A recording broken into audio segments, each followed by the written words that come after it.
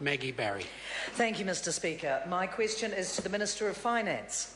How is the government ensuring recent broad-based growth and good fiscal management is delivering higher incomes and more jobs for families? Order. I'm going to ask the member to repeat the question. Thank you, Mr Speaker.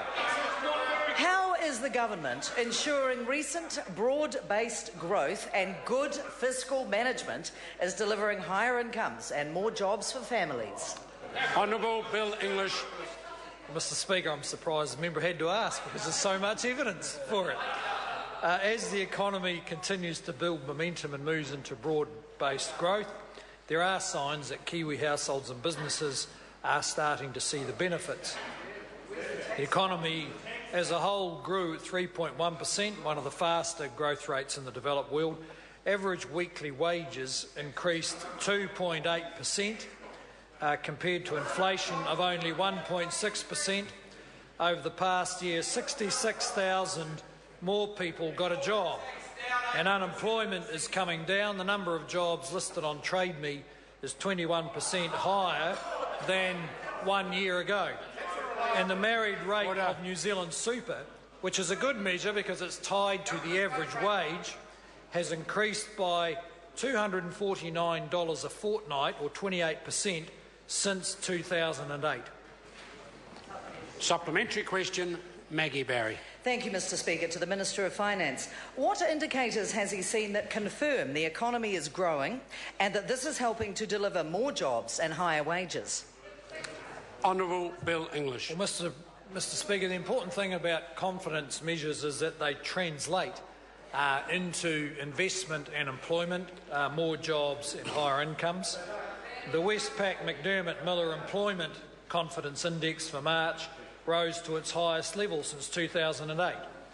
In fact, the survey found more workers are reporting higher wages and households are reporting the highest job security in 4 years, the highest job opportunities in 5 years, and the highest reported earnings in 5 years. The latest ANZ Business Outlook shows business confidence remains elevated, and that 67% of businesses are optimistic about their future. Building consents are also up 22% in the year to February.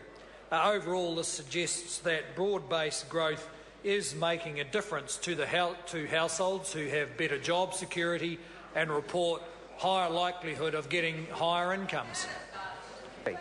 Supplementary question, Maggie Barry. What international reports has he seen that endorse the government's fiscal and economic program?